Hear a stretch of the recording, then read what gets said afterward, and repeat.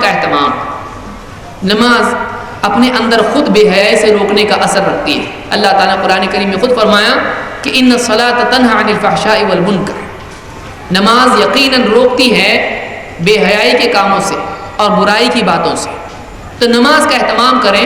واقعی خشوع خضوع کے ساتھ پڑھی ہوئی نماز آدمی کو اللہ کے سامنے قیامت کے دن کھڑے ہونے کا جذبہ اور احساس پیدا کرتی ہے. سرسری نماز نہیں، بلکہ واقعی وہ نماز جس میں آدمی قیام میں ہو تو اس کو احساس ہو کہ میں اللہ کے سامنے کھڑا ہوں اور ایک دن آنے والا اللہ کے سامنے پھر کھڑا ہونا ہے اپنی زندگی کا جواب دینے کے لیے. یہ نماز آدمی کو بے حیائی سے روکتی ہے. اسی طرح سے 9ویں چیز اللہ تعالیٰ سے عفت اور پاک دامنی اور حفاظت کی دعا ہے. اللہ کے نبی صلی اللہ علیہ وسلم کی دعا ابن مسعود رضی اللہ عنہ نقل کرتے ہیں کہ آپ اکثر کہا کرتے تھے اللہم انی اسألک الہدی والتقی والعفاف والغنی. اے اللہ میں تجھ سے مانگتا ہوں، سوال کرتا ہوں ہدایت کا، تقوی کا، پاک دامنی کا اور غنی کا. اس حدیث کو امام مسلم نے روایت کیا ہے. تو اللہ تعالیٰ سے پاک دامنی، تقوی اور قلب کی حفاظت، ربنا لا تزغ قلوبنا بعد اذ ہدیتنا، اور اس طرح کی بہت ساری دعائیں. تو ایک انسان پاک دامنی کی دعا اللہ سے کرے. اے اللہ مجھ کو زنا سے بچا، اے اللہ مجھ کو بے حیائی سے بچا، اے اللہ میری نگاہوں کی حفاظت کی توفیق دے، اے اللہ میرے دل کو گندگی سے بچا. آدمی اللہ سے مانگے، یہ خود اپنے لیے ایک واعظ ہوتا ہے. دعا خود ایک واعظ ہے، اپنے لیے اپنا واعظ ہے. وہ آدمی کے لیے آسان کرتی ہے ایک آدمی اس بات پر عمل کرے جو اللہ سے مانگ رہا ہے. وہ خود ایک خطاب ہے، وہ خود ایک بیان ہے، وہ خود ایک تذکیر ہے. تو اللہ تعالیٰ سے دعا کرنا یہ بھی ایک ذریعہ ہے. اسی طرح سے غیرت اور دوسروں کے معاملے کو اپنے پر قیاس کرنا. ایک لمبا واقعہ ہے، میں ابھی وقت کی قلت کی وجہ سے تفصیل سے نہیں ذکر کروں گا. ایک نوجوان ہے اللہ کے نبی صلی اللہ علیہ وسلم کے پاس، کہا اے اللہ کے رسول مجھ کو اجازت دیجیے، میں زنا کرنا چاہتا ہوں. نبی صلی اللہ علیہ وسلم سے بدکاری کی اجازت مانگنے کے لیے آ رہا ہے جس کو آپ منع کرتے ہیں. آپ نے اس کو ڈانٹا نہیں، مار کے اس کو بھگاؤ یہاں سے، کیا کرنے آئے؟ آپ نے ایسا نہیں کیا. آپ طبیب تھے، معلم تھے، بعثت معلما، میں معلم بنا کر بھیجا گیا.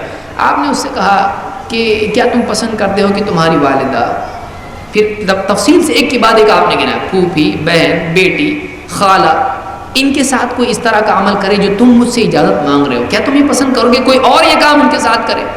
اس نے کہا بالکل نہیں، اللہ کی قسم، اللہ مجھ کو، میں آپ کے لیے فدیہ بن جاؤں، ہرگز پسند نہیں کر، یعنی بالکل میں پسند نہیں کروں گا.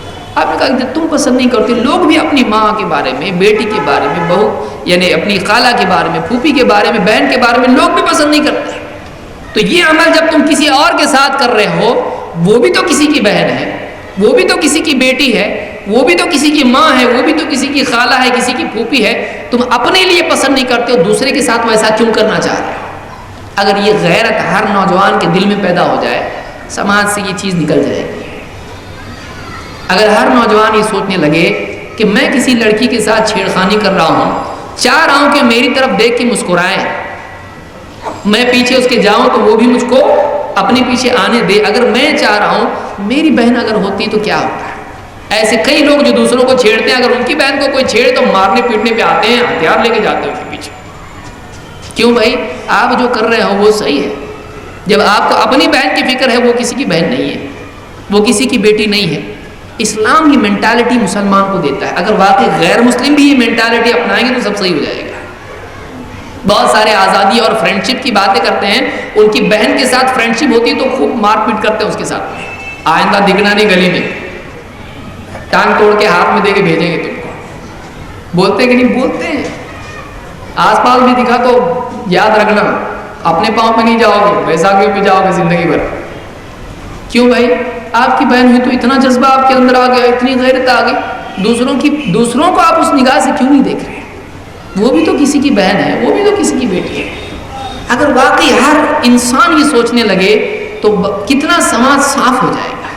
دیکھیے اسلام ہے، یہ اسلام ہے. عام لوگوں کا حال کیا ہوتا ہے؟ دوسروں کے لیے الگ اصول، اپنے لیے الگ اصول. اسلام بتاتا نہیں. آدمی واقعی دیندار وہ ہے جو اپنے لیے جو پسند کرتا ہے دوسرے کے لیے بھی وہ پسند کرے. اسلام یہ مینٹالٹی دیتا ہے، اسلام یہ ذہنیت دیتا ہے. آپ اپنے لیے غیرت پسند کر رہے ہو، عزت اور شرافت پسند کر رہے ہو اپنے گھر کے لیے، ان کی حفاظت پسند کر رہے ہو، دوسروں کے لیے بھی پسند کرو نا. یہ اگر ذہن آ جائے سماج میں تو ایسے سارے چھیڑنے والے راستہ چھوڑنے والے بنے گے.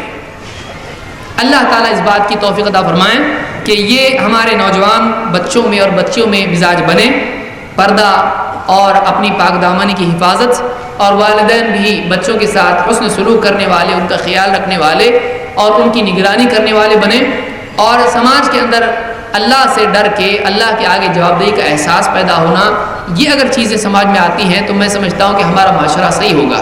اللہ تعالی ہم سب کو ان باتوں کا خیال رکھنے اور قرآن و سنت کی اتباع کرنے کی توفیق عطا فرمائے۔ اقول قولی ھذا واستغفر اللہ لی ولکم۔